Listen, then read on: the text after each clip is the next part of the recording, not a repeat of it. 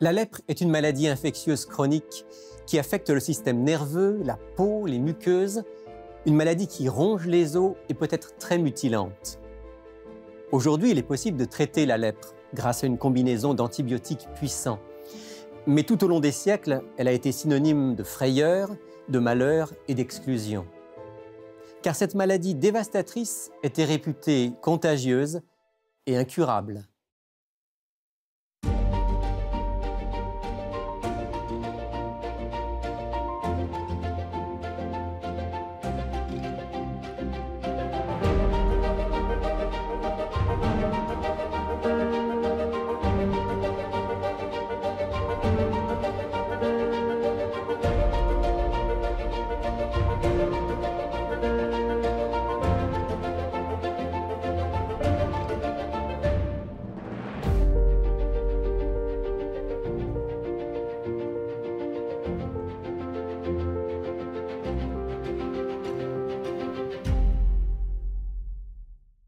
Bienvenue à tous dans Il est écrit.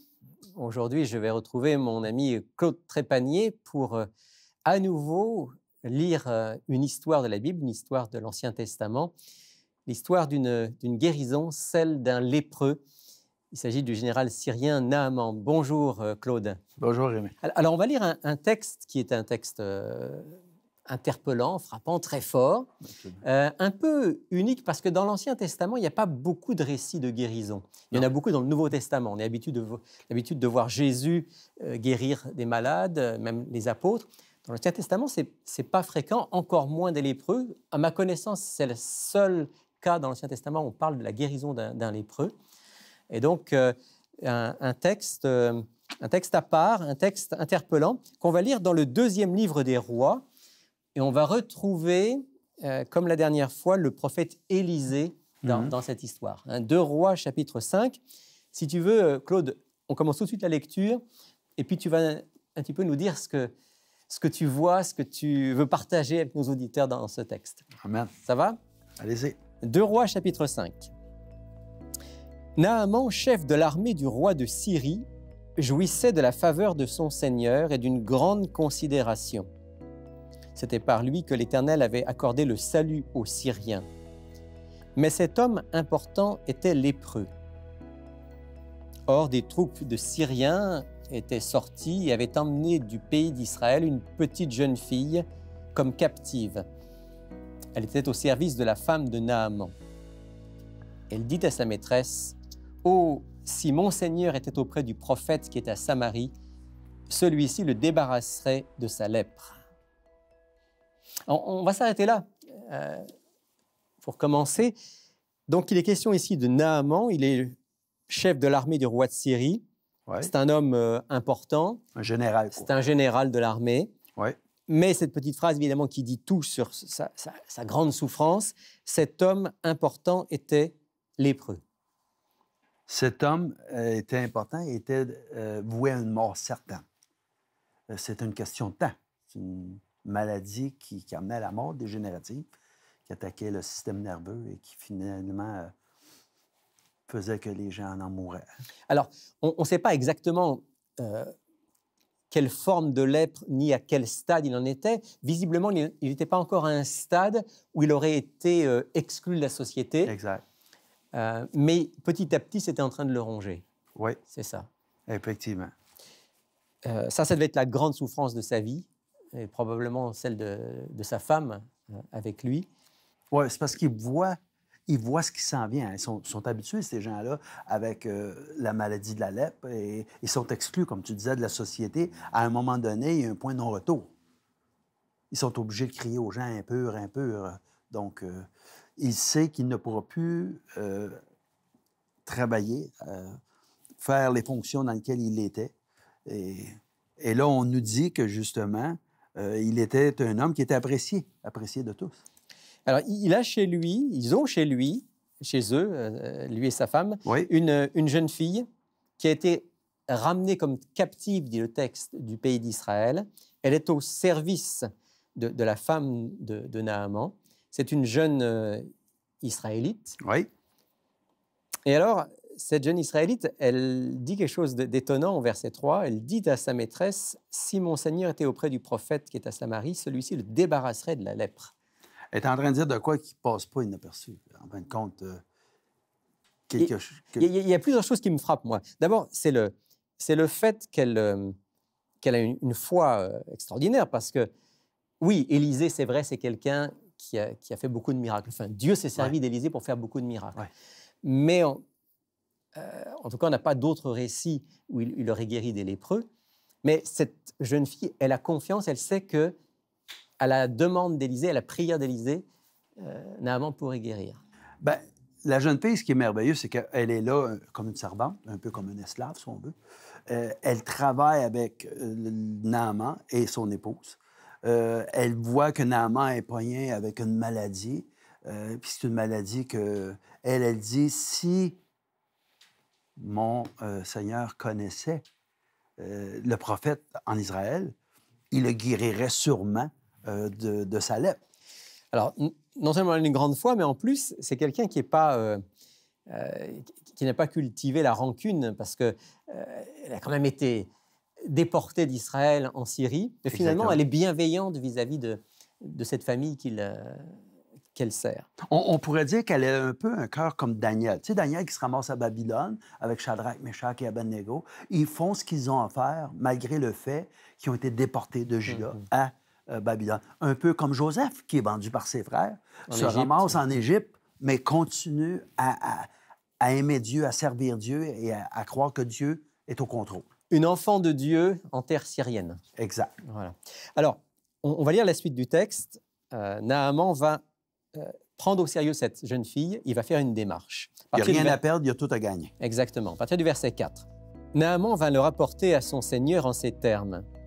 La jeune fille du pays d'Israël a parlé de telle et telle manière. Alors le roi de Syrie dit, « Va, rends-toi à Samarie et j'enverrai une lettre au roi d'Israël. » Il partit en prenant avec lui 10 talents d'argent, 6 000 pièces d'or et 10 vêtements de rechange. Il apporta au roi d'Israël la lettre où il était dit, « Maintenant, quand cette lettre te sera parvenue, tu sauras que je t'envoie Naaman, mon serviteur, afin que tu le débarrasses de sa lèpre. » Après avoir lu la lettre, le roi d'Israël déchira ses vêtements et il dit, « Suis-je Dieu pour faire mourir et pour faire vivre, qu'il s'adresse ainsi à moi afin que je débarrasse un homme de sa lèpre? Reconnaissez donc et voyez qu'il cherche une occasion de dispute avec moi. » Lorsqu'Élisée, homme de Dieu, apprit que le roi d'Israël avait déchiré ses vêtements, il envoya dire au roi, « Pourquoi as-tu déchiré tes vêtements? Qu'il vienne donc vers moi et il reconnaîtra qu'il y a un prophète en Israël. » Amen. Alors, Naaman va donc voir celui qu'on appelle ici son Seigneur, c'est-à-dire le roi de Syrie, qui l'envoie à Samarie. Donc, on rappelle que Samarie, c'est la capitale du royaume d'Israël, avec une lettre et beaucoup de présents, en disant, voilà, je t'envoie Naaman pour que tu le guérisses de sa lèpre. Ouais. Et là, le roi n'est pas content. On peut comprendre que le roi se dise, mais enfin, est-ce que c'est une occasion de dispute, de querelle qu'on me cherche? Exact, exact. Le roi n'avait pas une grande confiance en Dieu, en tout cas en Élisée. Il n'a pas pensé un instant que ça pourrait être le prophète qui serait concerné. Oui, c'est justement, il dit, suis-je un Dieu pour guérir les gens? Donc, il prend toute la pression sur ses épaules et c'est là qu'il pense que c'est une façon de vouloir commencer une guerre. Déclencher un conflit, oui. De déclencher un conflit. Mais ce qui est bien, c'est que Dieu s'arrange pour que son prophète soit au courant. Mm-hmm. Et son prophète lui dit, « Hey, laisse-les venir à moi, et là, je vais vous montrer qu'il y a un Dieu en Israël. » Alors, on lit la suite. C'est là que le récit devient extraordinaire. À partir du verset 9. Naaman vint avec ses chevaux et son char et s'arrêta à la porte de la maison d'Élisée. Élisée envoya un messager pour lui dire « Va te laver 7 fois dans le Jourdain. Ta chair redeviendra saine et tu seras pur. » Naaman fut indigné et s'en alla en disant « Voici ce que je me disais. Il sortira bien vers moi, se présentera lui-même, invoquera le nom de l'Éternel son Dieu. Il fera passer sa main sur l'endroit malade et débarrassera le lépreux de sa lèpre. Les fleuves de Damas, la Mana et le Parpar ne valent-ils pas mieux que toutes les eaux d'Israël? Ne pourrais-je pas m'y laver et devenir pur? Il s'en retourna donc et partit en fureur. Donc, le monsieur, il n'est pas content. Là, c'est pas le roi d'Israël qui est pas content, c'est Naaman lui-même. Alors, il n'est pas content. Il n'est pas content pourquoi? Parce que Élisée ne s'est pas dérangé pour venir le voir. Il lui a envoyé un messager et lui a dit va te laver 7 fois dans le Jourdain. Il est vexé. Il est vexé parce qu'en fin de compte, il ne s'attendait pas à une réponse aussi, on pourrait dire, enfantine que ça. En fin de compte, il pense que le prophète se moque de lui. Et manque de considération envers lui. Et il manque de considération. Un, il ne se présente pas. Il envoie quelqu'un lui parler. Et deuxièmement, il lui dit de faire quelque chose que lui-même n'avait pas planifié. Mm-hmm. Et donc là, en fait, on peut dire que Élisée, quelque part, il teste l'humilité de Naaman, sa capacité à faire confiance, même si ce n'est pas ce qu'il avait prévu. Bien, je pense que Dieu veut faire comprendre à Naaman que c'est lui qui est au contrôle, puis que si on vient le voir, il faut s'attendre à ce qu'il nous dise ce qu'il s'attend qu'on fasse, pas à nous de lui dire. Et je pense que c'est un peu ce qu'on fait tout le monde, hein? C'est naturel au cœur humain de se faire des scénarios, de se dire, bon, comment est-ce que Dieu va intervenir? Exactement. Il va faire de telle et telle manière. Exactement. Et moi-même, écoute, j'ai dû passer par cette épreuve-là à un moment donné où, lorsque j'étais plus jeune, il manquait toujours de l'argent pour finir mes fins de mois. Et j'avais un oncle qui était un oncle extrêmement riche, que j'allais voir. Il me considérait un peu comme un fils. Et je lui disais, mon oncle, j'ai besoin de 100 $, j'ai besoin de 200 $. Et à peu près, environ tous les 2-3 mois, j'allais le voir. Et je le repayais toujours. Il me prêtait toujours l'argent. Cet oncle-là était un oncle croyant, il était un chrétien. Et un jour, je suis arrivé pour lui dire, mon oncle, j'ai besoin de 300 $. Il m'a dit, bien, pas ce fois-ci. Je commence ça. Pas ce fois-ci. Tu savais qu'il avait l'argent pour te le... Ben oui. Écoute, il était extrêmement riche, puis 300 $ pour lui, c'était rien. Puis il savait que je le repaierais. Alors, il dit, non, cette fois-ci, tu as une leçon à apprendre. Je voulais dire quoi, j'ai une leçon à apprendre? Ben, il va falloir que tu comptes sur Dieu plutôt que sur moi. Ben là, j'ai dit, qu'est-ce qui vous dit pas que Dieu compte sur vous, puis que moi, je compte sur vous, mais que dans le fond, Dieu se sert de vous voilà, pour me donner 300 $. J'essayais d'argumenter de toutes sortes de façons parce que je voyais qu'il était sérieux dans son approche. Et là, à un moment donné, il m'a dit, non, je ne prête pas 300 $, tu devras demander à Dieu de te donner les 300 $. Ah oui? Bon, c'est beau. Je lui dis, j'avais l'air à ne pas vouloir me les donner. Mais moi, j'avais besoin de l'argent le vendredi. J'étais le vendredi d'avant. Donc, j'avais une semaine pour arriver à ça. Donc, j'ai essayé toutes sortes de choses. J'ai pensé à toutes sortes de choses qui pourraient faire que j'aie l'argent. Donc, le mercredi, j'y retourne le voir, puis je lui dis, là, mon oncle, là, je suis vraiment sérieux. J'ai pas les 300 $, puis vendredi, ça en vient vite. Puis il dit, est-ce que tu as demandé à Dieu?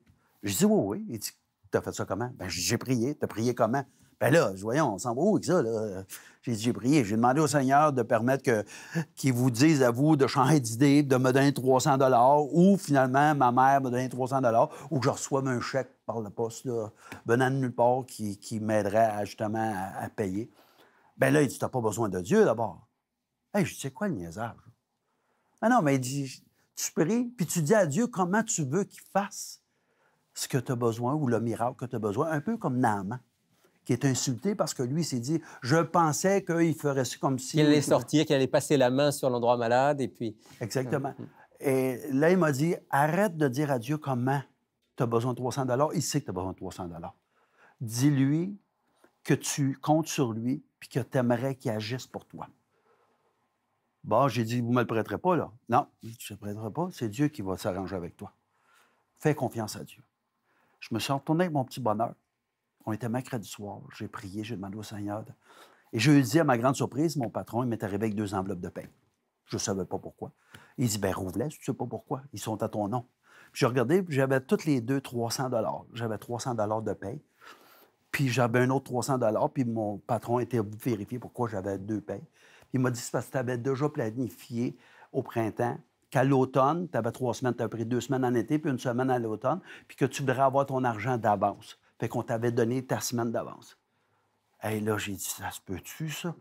Mais finalement, Dieu avait fait un miracle. Je n'avais pas besoin d'emprunter de l'argent à personne, puis que j'avais pris mon argent à moi pour être capable de payer ma dette. Donc, ce que tu es en train d'essayer de nous dire à travers ton histoire, c'est que Naaman, il avait son scénario dans la tête. Exact. Ça allait se passer de telle et telle manière. Dieu allait intervenir de telle et telle manière. Yes. Et en fait, Dieu est en train de lui apprendre que c'est lui qui contrôle les choses et il va lui demander quelque chose de totalement différent de ce qu'il avait prévu. En plus, quelque chose d'un petit peu humiliant, entre guillemets, parce que aller se plonger cette fois dans l'eau du Jourdain, qui est un petit fleuve un peu boueux, alors qu'en Syrie, il avait des grands fleuves.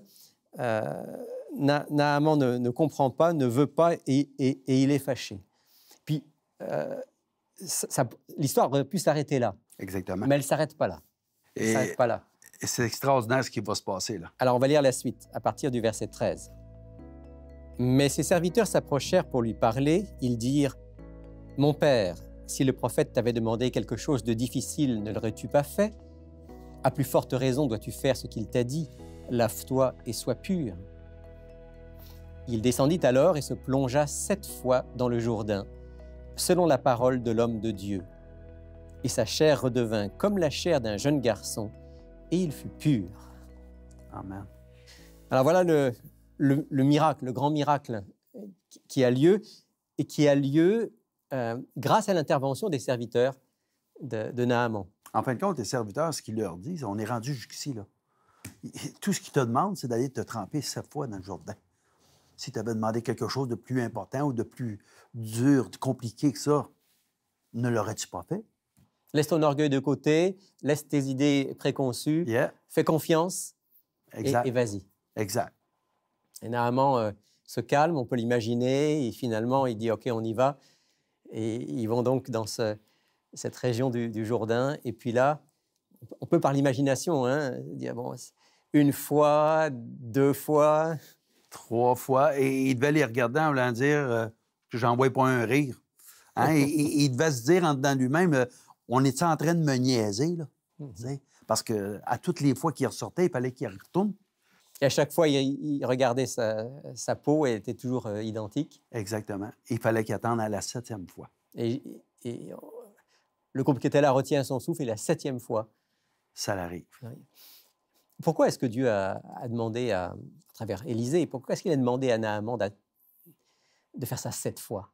Ben, je crois qu'en fin de compte, il voulait que le miracle soit imprégné dans leur cœur pour qu'il y ait le temps de vraiment comprendre que c'est Dieu qui est au contrôle. Et lorsqu'une fois le miracle accompli, ces gens-là retournent chez eux. Tous ceux qui étaient là, on l'ont compté à leur façon, mais ils ont tous arrivé avec une histoire avec du suspense, là. Qu'est-ce qui est arrivé? Est-ce qu'il est retourné? Oui, 4e fois, 5e fois. Et là, 6e fois, il s'était regardé, puis il a dit non. Puis là, on lui a fait signe, ah ouais, continue. Puis, tout le monde l'a compté à sa façon, mais ça a pris le temps que ça l'avait à prendre, parce que Dieu savait ce qu'il faisait. Dieu avait annoncé le miracle. Ça ne veut pas dire, Claude, il faut quand même qu'on le précise, ça ne veut pas dire que tous les malades qui demandent à Dieu la guérison sont guéris comme ça instantanément. Non. On l'a dit tout à l'heure, il y a un récit dans l'Ancien Testament de guérison d'un lépreux, mais ce texte-là est là pour nous rappeler que Dieu est un Dieu vivant, un Dieu puissant qui est avec ses enfants, tous ceux qui s'approchent de lui. Oui, puis il y a plusieurs personnes qui ont été touchées. La jeune fille qui le dit, la dame qui l'entend, qui le dit à son mari, que son mari dit à son Seigneur qui lui dit « Je vais envoyer une lettre », son roi qui le roi d'Israël, qui est tout choqué du fait qu'on essaie-tu de vouloir emmener la guerre entre moi et... Donc ça a été un témoignage puissant pour beaucoup de monde. Exactement. Ouais. Mais le but final, le but final, en tout cas pour Naaman, à part cette dimension de témoignage pour tous, on le trouve un petit peu plus loin. Je vais passer rapidement. Naaman veut payer Élisée. Élisée dit non, pas question. On n'achète pas Dieu. On n'achète pas Dieu. Je veux rien recevoir de toi. Je veux pas qu'on dise que j'ai fait ça avec Dieu pour de l'argent. Alors verset 17, et on va se terminer là-dessus. Alors Naaman dit, puisque c'est non, permets que l'on donne de la terre à ton serviteur, une charge de 2 mulets, car ton serviteur ne veut plus offrir ni holocauste ni sacrifice à d'autres dieux qu'à l'Éternel. Donc, et juste avant, il a dit, je reconnais qu'il n'y a point de Dieu sur toute la terre, si ce n'est le Dieu d'Israël. Donc, le but de tout ça, c'est que Naaman reconnaisse qu'il y a un seul Dieu, le Dieu créateur. Oui, parce qu'il reconnaît que son Dieu, qu'on peut voir plus loin, Rimmon, n'aurait pas pu faire ça pour lui. Ça, il le sait. Et c'est pour ça qu'il va voir le roi pour lui demander qui peut s'aller en Israël. Et là, il reconnaît que géographiquement, le Dieu d'Israël est beaucoup plus puissant que le Dieu de la Syrie ou le Dieu des Philistins ou le Dieu des autres qui les entourent. Donc, c'est pour ça qu'il demande à Élisée de vraiment être en mesure d'être redevable, de lui donner. Et lui, il dit non. Il dit d'abord, laisse-moi apporter de la terre. Ça, c'est aussi symbolique. À l'époque, la terre, c'est la divinité est attachée à la terre. Donc, il se dit, Naaman, si je prends un petit peu de terre, eh bien, je pourrais servir le Dieu d'Israël là où Exactement. je suis. Là où je Parce suis. que d'emmener la terre là où il vivait, de se mettre à genoux, c'est de se mettre à genoux sur la terre d'Israël. Et eux autres, ils voyaient le Dieu géographiquement attitré à la terre dans lequel ils servaient. Donc, c'est sûr que Naaman n'a pas tout compris de Dieu à partir de ce moment-là. Mais en tout cas, il a reconnu une chose, il a dit, il n'y a point de Dieu sur toute la terre, si ce n'est en Israël. Il a reconnu que c'est le Dieu suprême, le Dieu créateur. Et c'est là, en fait, que Dieu voulait mener Naaman. Exact. Non seulement à la guérison physique, mais plus encore à cette guérison intérieure et spirituelle qui mène vers le vrai Dieu et vers la vie éternelle. Oui, et Dieu, connaissant toutes choses, parce qu'il a une meilleure vue d'ensemble de tout ce qui se passe, savait que ça toucherait le cœur de ceux et celles qui étaient avec Naaman. Il savait que ça toucherait le cœur du roi de Naaman. Il savait que ça toucherait le cœur du roi d'Israël. Il savait que ça toucherait le cœur aujourd'hui de moi et de toi qui le lisons et de nos auditeurs aussi, qui entendent cette histoire-là peut-être pour la première fois. Alors que Dieu puisse justement toucher nos cœurs, donner la foi. Et si tu veux, on va terminer par une prière ensemble. Amen. Père du ciel, toi qui as, il y a bien longtemps, guéri Naaman le lépreux, tu es toujours vivant et aujourd'hui, tu veux aussi guérir nos cœurs et tu veux guérir nos corps. Tu veux que nous puissions faire l'expérience concrète de ce Dieu vivant et aimant que tu es. Te prions que chacun d'entre nous puisse vivre l'expérience de la foi et que tu puisses être reconnu comme un Dieu vivant dans nos vies, au nom de Jésus. Amen. Amen.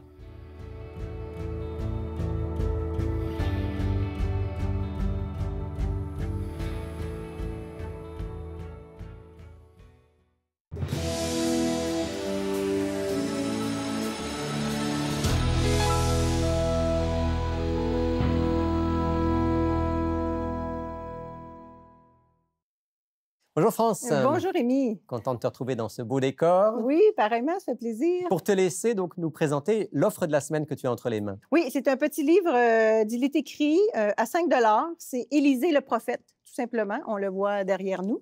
Élisée le prophète, on veut mettre l'accent sur le prophète parce qu'on a vu autant dans l'histoire de Naaman que la veuve la semaine dernière, que Élisée, c'est un prophète qui était proche du peuple et qui était une bénédiction. Il aidait les gens qui avaient besoin. Moi, j'ai vraiment redécouvert ça, en fait, dans cette lecture de 5 chapitres que je tiens à mentionner. Alors, on voit l'objectif de son ministère, on voit l'homme qui il était. Un homme de paix, un homme bienveillant. Oui, un prophète de paix, puis c'est édifiant quand on le lit, ça nous fait du bien. Alors, pour 5 $, ça vaut la peine de prendre à découvrir Élisée. Voilà. Un petit livret fortifiant pour la foi et encourageant. Oui, exactement.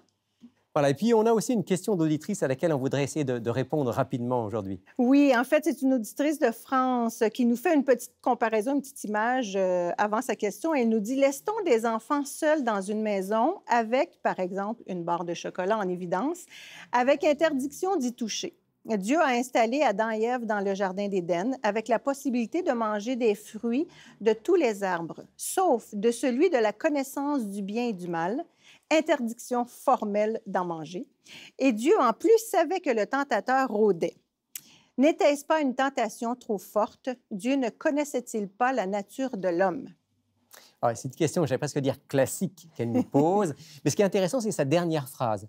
Elle dit « Dieu ne connaissait-il pas la nature de l'homme ?» Alors là, il faut faire une petite précision, France, c'est que Quand on lit le texte biblique, justement, à propos de la nature de l'homme, dans Genèse chapitre 1er, verset 31, le dernier verset du chapitre, il est dit « Dieu vit alors tout ce qu'il avait fait, et voici, c'était très bon. » Donc, non seulement l'environnement dans lequel se trouvaient l'homme et la femme était très bon, mais eux-mêmes étaient très bons. Il n'y avait pas de racine de mal. Nous, aujourd'hui, parce qu'on est des enfants d'Adam et Ève après la chute, on a en nous cette racine de rébellion, de curiosité saine ou malsaine, de vouloir faire ce qu'on nous interdit. On a le péché en nous. Hein. Voilà, la convoitise. C'est là qu'on voit qu'on a ça. Mais ce n'était pas le cas d'Adam et Ève. Adam et Ève avaient toute la possibilité, toute la capacité, bien sûr, en relation avec Dieu, de résister à cette tentation et de ne pas manger de ce fruit. Et il faut bien comprendre que l'histoire du péché, c'est beaucoup plus qu'une histoire de barre de chocolat. Ce n'était pas juste la convoitise. Ce que l'homme et la femme ont accepté, en fait, c'est ce que le serpent leur a dit. Oui. Dieu vous a menti. Hein? Vous pouvez être comme des dieux et vous pouvez être immortels. Autrement dit, ils ont accepté cette idée que Dieu n'était pas digne de confiance, bien que Dieu ait été plein de bonté et digne de confiance jusqu'à ce moment-là. Et Dieu il ne leur avait pas donné de signe quelconque qui leur mentait ou qui leur cachait quoi que ce soit. Il n'avait aucune raison objective de douter de Dieu.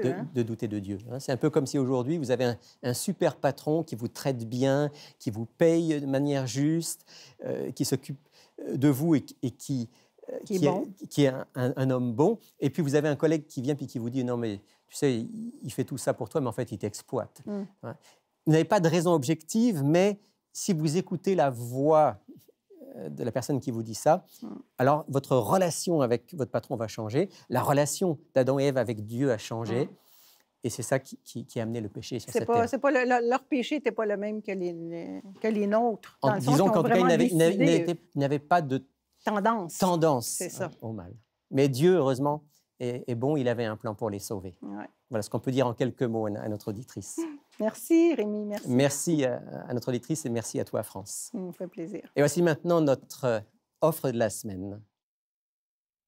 Pour effectuer votre commande, écrivez-nous à Il est écrit, casier postal 99, succursale Rosemont, Montréal, Québec, H1X3B6. Vous pouvez également passer votre commande sur le web à ilestécrit.tv ou par téléphone au 514-729-3515 dans la région de Montréal et sans frais au 1-866-729-3515 pour l'extérieur de Montréal. Au nom de toute l'équipe d'Il est écrit, je vous remercie d'avoir été avec nous aujourd'hui et je vous donne rendez-vous la semaine prochaine pour un autre sujet. Mais d'ici là, souvenez-vous, il est écrit « L'homme ne vivra pas de pain seulement, mais de toute parole qui sort de la bouche de Dieu. »